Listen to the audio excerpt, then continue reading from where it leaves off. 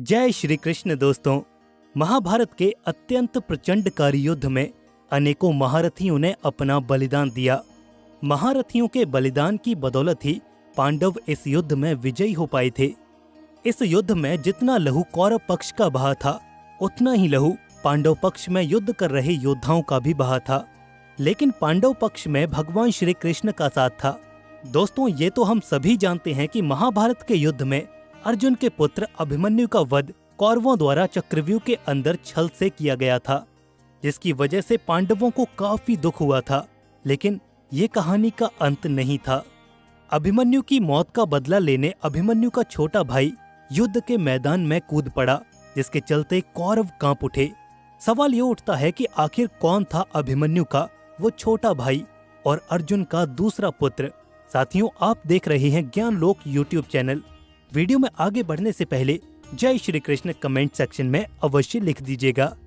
तो भगवान श्री कृष्ण को नमन करते हुए चलिए प्रारंभ करते हैं आज की इस रहस्यमयी वीडियो को। अर्जुन के पुत्र और श्री कृष्ण के भांजे वीर अभिमन्यु को कौरव पक्ष के महारथियों ने चक्रव्यूह में फंसाकर मार डाला था। इस घटना के बाद अभिमन्यु को वीरता की निशानी मिल गई। मृत्यु के दौरान अभिमन्यु के आखिरी शब्द थे कि काकाश्री, मेरे पिता से कहिएगा कि मैंने उनके नाम पर लांछन नहीं लगने दिया और युद्ध की इस पावन भूमि पर मैंने अंतिम सांस तक अपने शस्त्रों का त्याग नहीं किया। इसके बाद कौरव पाप के भागीदार बन गए। गुरु द्रोणाचार्य समेत अंगराज कर्ण, दुर्योधन, मामा शकुनी, अश्वत्थामा, दुशासन और जयद्रथ इस पाप में शामिल थे। कम आयु के उस बालक को मारते समय कौरवों के हाथ बिल्कुल भी नहीं कांपे, क्योंकि चक्रव्यूह के अंदर अभिमन्यु कौरव पक्षी सेनाओं का सबसे बड़ा दुश्मन बन गया था। अभिमन्यु ने अकेले ही अनेकों कौरव योद्धाओं का वध कर दिया था। यहाँ तक कि अभिमन्यु ने कई सारे योद्धाओं से अकेले ही मुकाबला किया। इस मुकाबले के दौरान अभिमन्यु का सामना दुर्योधन के पुत्र से भी हुआ, जो कि अभिमन्यु के हाथों मारा गया था। इस कारण अभिमन्यु को मारकर कौरव फूले नहीं समा रहे थे। लेकिन अभिमन्यु अर्जुन का इकलौता वीर पुत्र नहीं था, जिसको कौरवों ने घेर कर मार डाला। अभिमन्यु के अलावा कौरवों ने अर्जुन के दूसरे पुत्र को भी इसी तरह घेरने की कोशिश की थी। लेकिन अर्जुन के इस पुत्र ने अभिमन्यु जैसी गलती नहीं की थी। उसने सभी कौरव योद्धाओं को मुंह तोड़ जवाब दिया था और उसने वो कारनामा कर दिया जिसे करने में अभिमन्यु भी असमर्थ रह गया था। आखिर कौन था वो अर्जुन का वीर पुत्र? क्या किया उसने उस दिन युद्ध में और कैसे लिया उसने अपने भाई की मृत्यु का बदला? जानने के लिए इस वीडियो के अंत तक हमारे साथ जुड़े रहिए। दोस्तों, आप देख रहे हैं ज्ञान लोक यूट्यूब चैनल। वीडियो में आगे बढ़ने से पहले हमारे चैनल को सब्सक्राइब जरूर कर लीजिए। साथ में कमेंट सेक्शन में जय श्री कृष्ण भी अवश्य लिख दीजिएगा। दोस्तों, अर्जुन का दूसरा पुत्र कोई और नहीं बल्कि इरावन था, जो कि वीरता में अभिमन्यु से थोड़ा भी कम नहीं था। इरावन हर तरह की युद्ध कलाओं में माहिर था। साथ में उसे हर तरह के अस्त्र और शस्त्रों का ज्ञान भली भांति था। लेकिन उसकी मायावी शक्तियां उसे अन्य योद्धाओं से अलग करती थीं। वो एक मायावी योद्धा था, जिसकी वजह से वो बड़े से बड़े योद्धा और राक्षस से लड़ने की क्षमता रखता था, क्योंकि उसकी माता एक नाग कन्या थी। उसका पालन पोषण उसी नाग कन्या उलूपी ने किया था।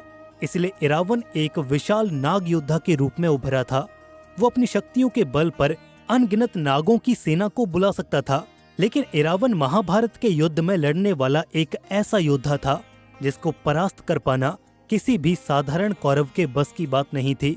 युद्ध में आते ही इरावन ने कौरव सेना में खलबली मचा दी थी। उसने अपने युद्ध विद्या के बल पर अनेकों कौरव योद्धाओं को परास्त कर दिया था और अकेले ही उसने कौरव योद्धाओं का अंत कर दिया था। जो कौरव योद्धा इरावन से हारता नहीं था, उसे इरावन अपनी मायावी शक्तियों के माध्यम से हरा देता था। इस प्रकार इरावन की माया विद्या और उसकी विशाल नागों की सेना का किसी के पास भी कोई तोड़ नहीं था। इसलिए कौरवों ने उसे घेर कर मारने की योजना बनाई। इरावन के पराक्रम पर लगाम लगाने की योजना शकुनी ने बनाई थी। उसने अपने 6 भाइयों गज, गवाक्ष, शरभ, विभु, शोभग और भनुदत्त के साथ मिलकर अगले दिन युद्ध में इरावन को मारने की योजना बनाई। जब अगले दिन युद्ध शुरू हुआ और शकुनी के 2 भाइयों गज और गवाक्ष ने मिलकर अकेले इरावन को युद्ध करने की चुनौती दे डाली। इरावन भी किसी से कम नहीं था। उसने हंसते हंसते शकुनी के दोनों भाइयों की इस चुनौती को सहर्ष स्वीकार कर लिया, जिसकी वजह से उनके बीच बड़ा ही भयानक युद्ध हुआ। तभी शरभ और भानुदत्त ने इरावन पर पीछे से हमला कर दिया था, जिससे इरावन घायल होकर जमीन पर गिर पड़ा था। लेकिन घायल इरावन ने हार नहीं मानी थी।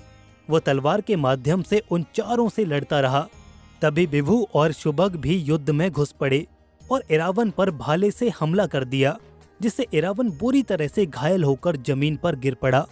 उसे शकुनी के इन 6 भाइयों ने घेर लिया था और फिर वो हुआ जिसके लिए इरावन को जाना जाता है। इरावन ने अपनी माया विद्या के जरिए उनको चकमा दे दिया और अत्यंत बहादुरी के साथ लड़ते हुए शकुनी के सभी भाइयों का अंत कर दिया। ये देखकर न सिर्फ शकुनी बल्कि समस्त कौरव योद्धा भी दंग रह गए। उनके मन में इरावन का भय बैठ गया। इस युद्ध के बाद कोई भी कौरव योद्धा इरावन से टक्कर नहीं लेना चाहता था। वो एक बार युद्ध में इरावन को हरा भी देते, लेकिन उनके पास इरावन की माया विद्या का कोई तोड़ नहीं था। सभी कौरवों में भुर्श्रवा एक ऐसा योद्धा था जो किसी भी माया विद्या से नहीं डरता था और उसने अकेले ही इरावन से लड़ने का फैसला किया। लेकिन तभी वहां पर भुर्श्रवा के 4 पुत्रों का आवागमन हुआ। उन्होंने स्वयं इरावन से लड़ने की अनुमति मांगी। उन्होंने कहा कि जो गलती शकुनी के भाइयों ने की थी वो गलती हम लोग नहीं करेंगे और हम इरावन को उसकी माया विद्या का प्रयोग करने का अवसर ही नहीं देंगे। भुर्श्रवा अपने पुत्रों की इस बात से काफी खुश हुआ। उसने अपने 4 बेटों को इरावन से लड़ने की अनुमति दे दी। जब अगले दिन युद्ध का आरंभ हुआ तब भुर्श्रवा के 4 बेटे इरावन पर टूट पड़े। लेकिन इस बार इरावन पहले से तैयार था। उसने अपनी पिछली गलतियों से बहुत कुछ सीखा था और उसने बहुत ही आसानी से भुर्श्रवा के 4 पुत्रों का सर्वनाश कर दिया। युद्ध खत्म होने के बाद कौरवों में मातम पसर गया। भुर्श्रवा अपने 4 पुत्रों की मृत्यु से बौखला उठा। दुर्योधन से ये सब देखा नहीं जा रहा था और दुर्योधन ने अपने साले सुदक्षिण को युद्ध के लिए तैयार किया। अगले दिन युद्ध शुरू होते ही कुछ ही क्षण में सुदक्षिण इरावन से भिड़ गया, लेकिन वो भी इरावन के हाथों मारा गया। इस तरह पांडवों का, खास तौर पर अर्जुन का, अभिमन्यु की मृत्यु का बदला पूरा हुआ। लेकिन अंत में युद्ध के 8वें दिन इरावन की दुर्योधन के एक मायावी राक्षस के द्वारा मृत्यु हो गई थी। किंतु इरावन ने मृत्यु से पहले अपने भाई अभिमन्यु की मृत्यु का बदला ले लिया था। इसके बाद भगवान श्री कृष्ण ने अर्जुन को भली भांति समझाया कि युद्ध संयम से लड़ा जाता है। बदले की भावना से जब भी युद्ध लड़ा जाएगा तब उसका अंत होना निश्चित है। दुर्योधन ने भी बदले की भावना से इरावन को मारने के लिए एक एक करके अपने कुशल योद्धा भेजे, किंतु वो भी असफल रहे। इसलिए युद्ध हमेशा रणनीति के हिसाब से ही लड़ा जाता है। भगवान श्री कृष्ण की इन बातों से अर्जुन काफी सहमत हुए। इसके बाद उन्होंने युद्ध लड़ा और विजय प्राप्त करी। दोस्तों, फिलहाल इस वीडियो में बस इतना ही।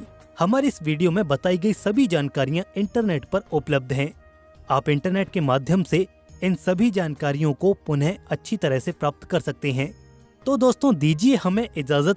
फिर मुलाकात होगी आपसे एक और नई रहस्यमयी जानकारी के साथ। तब तक के लिए जय श्री कृष्ण।